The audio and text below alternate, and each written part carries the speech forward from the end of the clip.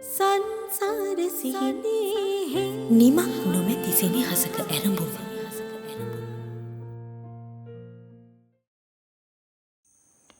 Daddy මට පොරොන්දු වෙන්න. ඩැඩි කවදාවත් මාව දාලා කොහෙවත් යන්නේ නැහැ කියලා. නෑ පුතේ. මේ ඩැඩි වහව දාලා කොහෙවත් යන්නේ. හැමදාම මත් එක්ක ඉන්නවා පුතේ. ඩැඩි ඇයි ඩැඩි මට බැරි අක්කි වගේ ලොකු කෙනෙක් වෙන්න? පුළුවන් පුතේ. දවසක පුළුවන්. ඔයාට ඔය හැමෝටම වැඩි ලොකු කෙනෙක් වෙන්න පුළුවන් පුතේ. අක්කි ස්කූල් ගිහිල්ලා ඔක්කොම වැඩ හරියට කරපු හින්දාද එයා ලොකු කෙනෙක් උනේ? ඔව් පුතේ. එයා ස්කූල් ගිහින් තමයි ලොකු කෙනෙක් උනේ. එයා හොඳට ඉගෙන ගත්තාම එයා ලොකු පන්ති වලට ගියා. ඒ ලොකු පන්ති වලට ගිහිල්ලා තවත් ඉහළට ඉගෙන ගත්තාම එයා එහෙම ගිහිල්ලා තමයි ලොකු කෙනෙක් උනේ පුතේ.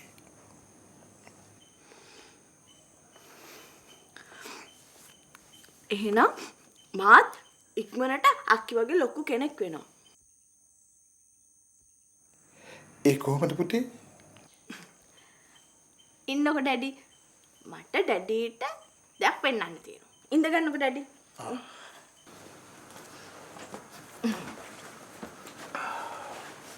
ඩැඩි. පුතේ. මොන්ඩිසෝරියේදී මම ලියපු කරපු හැම දෙයක්ම මේ පොතේ ලිව්වා.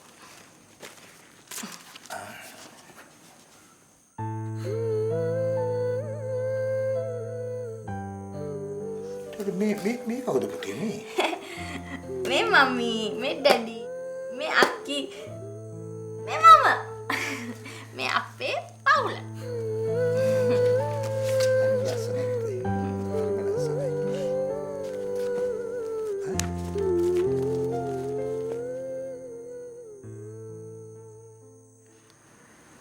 මේ තනියම ඉන්නේ කවුද පුතේ?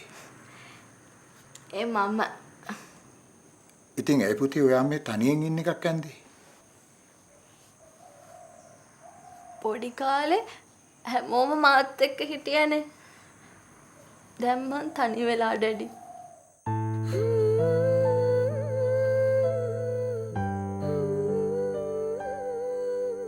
නෑ පුතේ.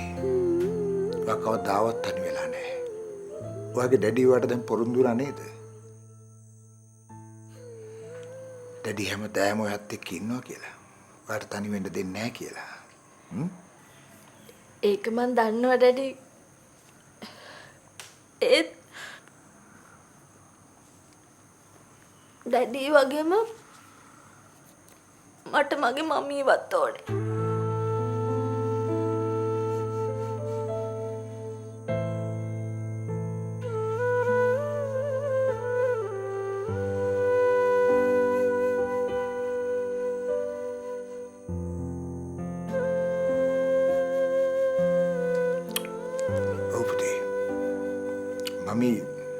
මම ඉක්මනින් වෙනවා.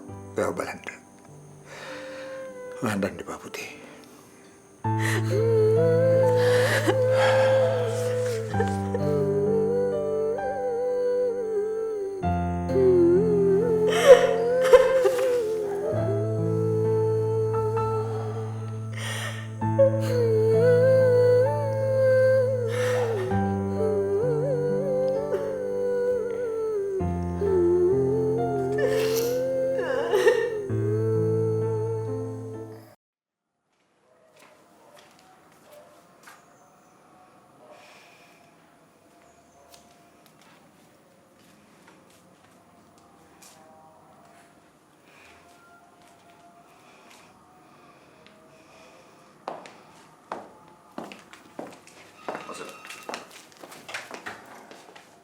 අසල ඔයාට මේ මොකද වෙලා තියෙන්නේ? නොයෙල් මට ඔයාලට වැදගත් දෙයක් කියන්න තියෙනවා. ඔව් මට හිතුණා. මම හදිස්සියෙම කෝල් කරලා ඉක්මනට එන්න කියන්නේ. විහිළු කරන වෙලාවක් නෙමෙයි නොයෙල්. හරි හරි ඉතින් මේක නෙමෙයි ඉතින්. මොකද්ද කියන්නේ ඔච්චර වැදගත්ද? අද වික්‍රම අංකල් ඩැඩිව මීට් වෙනවා. අර ඉතින් ඒක එච්චර ලොකු වැදගත් දෙයක් නෙමෙයිනේ. අයියෝ මං තාම කියලා ඉවර නෑනේ. අනේ සෝරි. කියන්නකෝ අගේ කරන්නද මොකක්ද ඔච්චර වැදගත් දෙයක් කියලා? ඩැඩි වික්‍රම අංකල්ට කිව්වා අර මිනිහ ගැන විස්තර හොයලා කියන්න කියලා. හරි?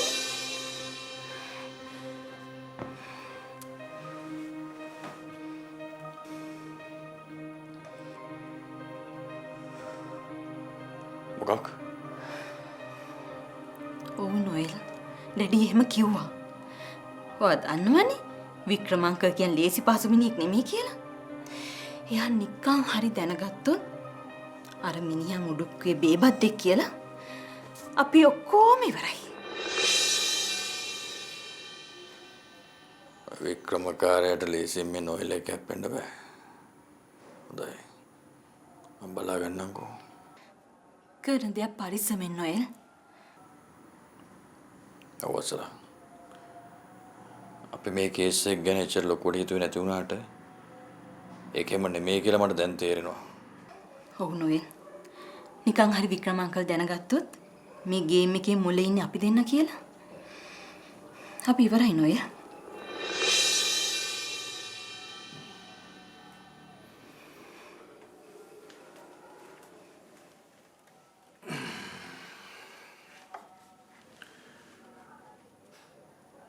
වික්‍රමකාරයාගේ ඔළුව වෙන පැත්තකට හැරවෙන විදිහේ මොකක් හරි දෙයක් කළා නම් මිනිහා මේ කේස් එක පස්සේ පන්නන එක නවත්තයි. ඒත් අපි කොහොමද ඒ වගේ දෙයක් කරන්නේ?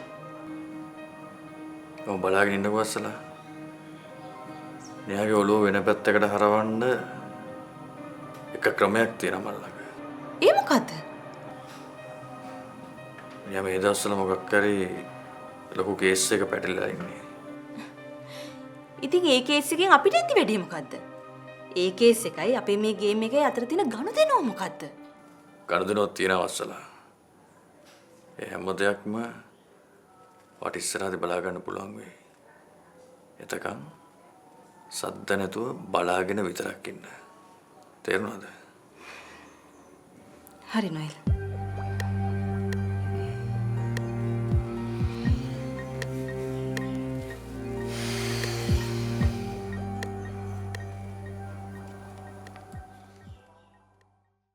සංසාර සිහිනේ නිමක් නොමැති සෙනෙහසක ඇරඹුම. මේ පාර ගොඩක් සුගාඩු වෙලා නැතිද? නර්මදා නම් කිව්වේ ගොඩක් ෂුගර් අඩු වෙන්නත් හොඳ නැහැ කියලා. ඔව් ඉතින් අඩුත් නැතුව වැඩිත් නැතුව සමබරව යනවා නම් තමයි මිනිස්සුන්ට ලෙඩ අඩු වෙන්නේ.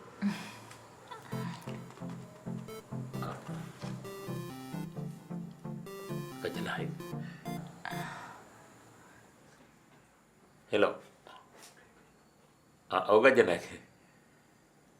මේ හරි. ඕකේ. මම එන්න. ෂුවර් එකට එනවා. ඕකේ. රයිට්. good night.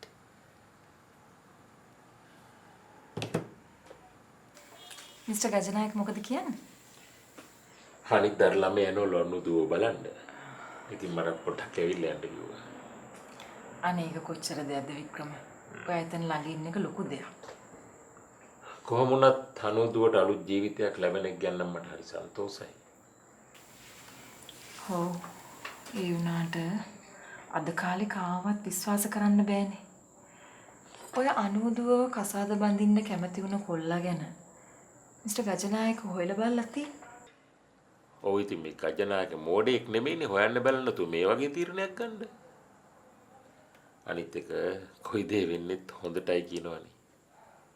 අනේ ඒක නම් ලොකු දෙයක් වික්‍රම.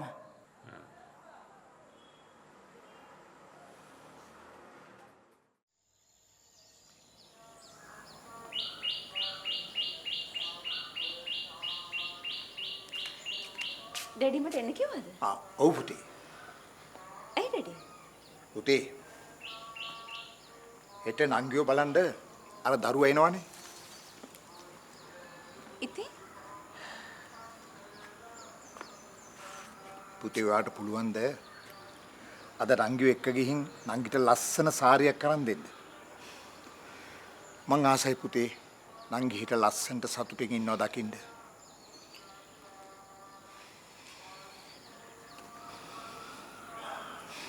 හරි ඩැඩි. මං අනුව එකගෙන යන්න. thank you පුතේ.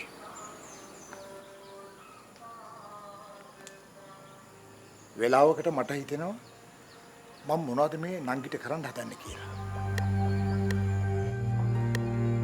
ඒ කිව්වේ ඩැඩි?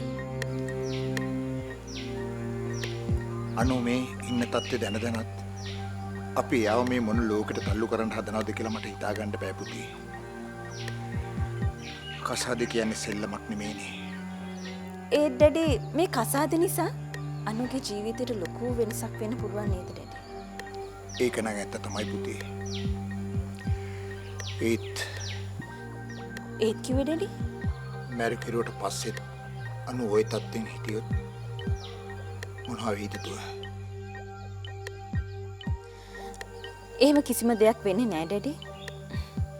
මට නම් විශ්වාසයක් තියෙනවා මේ කසාදෙන් පස්සේ අනුගේ ජීවිතේට සම්පූර්ණ වෙනසක් වෙයි කියලා. ඒකම තමයි පුතේ මටත් ඕන. අනේ මගේ අහිංසකී. මගේ දුවට කිසිම නරකක් වෙන්න එපා දෙවියනේ.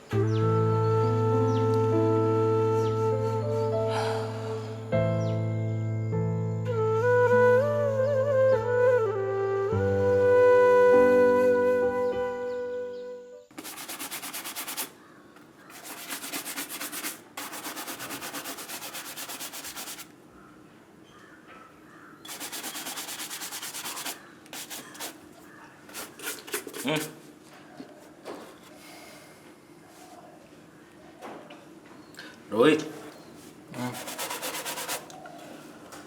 අපි මේ වැඩේ සල්ලි වලට කරාට වෙලාවට මගේ හිතට පොඩි බයක් දැනෙනවා බං. ඒ මොකද බං? සල්ලි හම්බ වෙනවා තමයි. ඒ වුණාට ඒ කෙල්ලව කසාද බඳින්න ඉන්න උඹට ඇත්තටමයි. මං හිතුවන්නේ ඒ ගැන. ඇත්තට කසාද බඳන බං කවුද පිස්සු කෙල්ලෙක් එක්ක ජීවිත කාලෙම ජීවත් වෙන්නේ? නොවෙල් කාර්ය අපේ ගනුදෙනු බේරුවට පස්සේ ඔය කසාදෙත් ඉවරයි මගුලත් ඉවරයි. ඒ කතාව ඇත්ත. ඒත් ඉතින් බං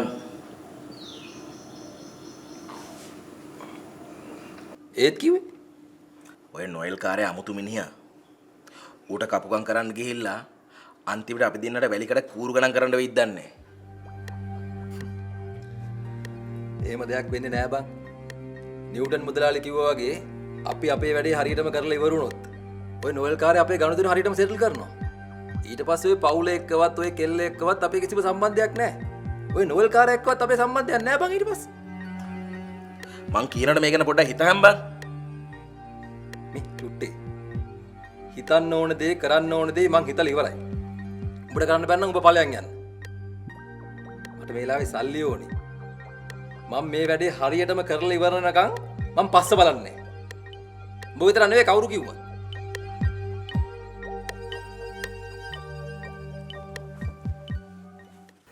මට හිතාගන්න බැරි වික්‍රමගේ කාර්යකේ වීදුරු බින්දෙක් ගැන. මේක ගල් පාරක්ම තමයි ගජි. අපි රෙස්ටුරන්ට් එකේ ඉඳලා එළියට එනකොට මම දැක්කා නිකන් ඡායාවක් වගේ මේ පඳුරක් අස්සෙන් මිනිහෙක් දුවනවා. හැබැයි ඒක මම ගණන් ගත්තේ නෑ. මට හිතා ගන්න බැරි ගජේ මේක මාව මේම් කරලා කරාද එහෙම නැත්නම් වැරදිමත්ද කියලා.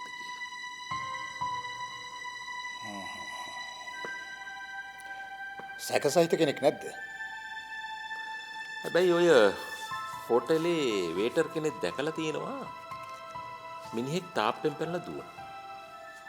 එහෙමනම් වික්‍රම මැනේජර් කියන්නේ වෙයි ඔය CCTV ෆොටේජස් ටික පරිස්සම් කරගන්න කියලා. මම ඒක දැනටමත් කියලා තියෙන්නේ. අනික ගජේ මම මේක පොලිසියටත් ඉන්ෆෝම් කරනවා. ඒක වඩාත් හොඳයි. සංසාර සිහිනේ නිමක් නොමැති සෙනෙහසක ඇරඹුම.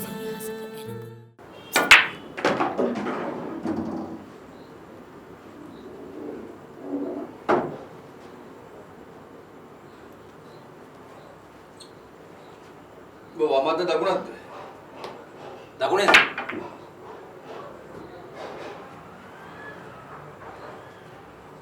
එහෙනම් හොඳට මතක තියාගනි. ඔබ කෑම කනකොට හැන්දල් ලනන දකුණේ. ගෑරු පලනන වමේ. අද තමයි හන්දි ගෑරුප්පු කෑම කනකොට පිඟන් වල වැදිලා අනම්මනම් සද්දපත් දෙන්න බෑ. හරි?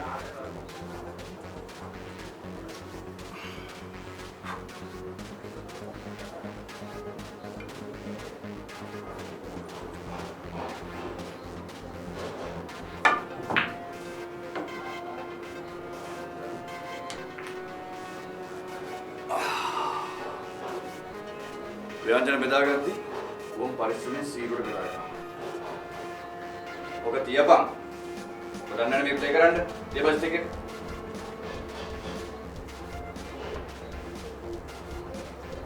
කැම් මේසෙදී බකබක් ගාලා hina වෙන්න බෑ. උගුර පාදන්න බෑ. කහින්න බෑ. එරුණාද? ඔව් සර්.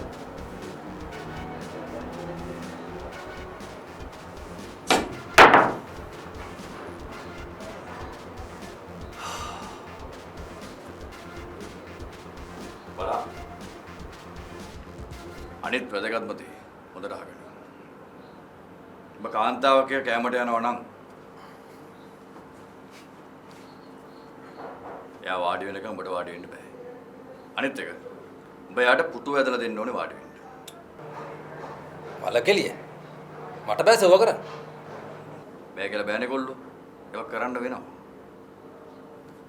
ඔබට පරිස්සම් වෙන්න ඕන නම් හොඳම දේ තමයි කැම මේසෙදී හරි එළියේදී හරි හැමතැනදීම පුළුවන් තරම් අඩුවෙන් කතා කරන එක. ඒතර ප්‍රශ්න අඩුයි. තේරුණාද? අනිත් එක. වික්‍රම මාත්‍ය මිනිහා ඉන්නව නේද? මිනිහා බතේ කතාවට සෙට් වෙන්න හදයි. කතාවට આવොත් පුළුවන් තරම් මගහැරලා හිටපන්. අහු වුණොත් උඹ උතර කතා කරන්න ඕනේ සැක හිතෙන්නේ නැති විදිහට. හරි? ඔබ කියපන් ඔබේ අම්මයි තාත්තයි පොඩි කාලේදීම මැරුණා. ඊට පස්සේ ඔබේ මාමා කෙනෙක් තමයි ඔබ මෙහෙට අරන් ආවේ. ඔබ දැන් හැදෙන්නේ මාමලා කියලා. මාමා හොඳ බිස්නස්මන් කෙනෙක් කියලා කියපන්. එතකොට තව ඔබෙන් අහයි මේමයි. කොල්ලෝ. පුතා. ඔබේ ගම කොහෙද කියලා. මොකද්ද ඔබ කියන්නේ? අනුරාධපුරේ. අනුරාධපුරේ. ඊට පස්සේ පුතා අනුරාධපුරේ කොහෙද? ඉර වෙනවනේ. ඒ නිසා ඔබ ඉන්නේ කොහෙද කියලා හරියට එක ඇඩ්‍රස් එකක් තියාගෙන ඒ ගැන හොඳට ඩීටේල්ස් එක ගන්න. හරි? ඊට පස්සේ ආයෙ උඹෙන් මොකද පුතා වගේ රස්සා? මොකද උඹේ රස්සා? බිස්නස්. බෙන් ආයි මොනවාද පුතා කරන බිස්නස් කියලා. ඔබ මොකද කියන්නේ? උත්තර නැහැ. බව මෙහෙම කියපන්. අංකල් අපි ඉම්පෝර්ට් එක්ස්පෝර්ට් කම්පැනි එකක් තමයි කරන්න කියපන්. වාහන පාර්ට්ස් ගෙනල්ලා ඇසෙම්බල් කරනවා කියලා කියපන්. ඊට පස්සේ උඹෙන් ආයි පුතා ඩීසල් එන්ජින් එකක කාබුලේටර් එක කැඩුණා මොකද කරන්න කියලා. ඔබ මොකද කියන්නේ? පුතේ අර ළමයා ගැන හොයලා බලලානේ. ඉතින් වික්‍රමාංකල් මොකද කියන්නේ? උදාට සුවර්ද අර ගොන්න දෙන්න මේ වගේ වැඩක් හරියට කරයි කියලා. මටත් පොඩි සැකයක් තියෙනවා බං.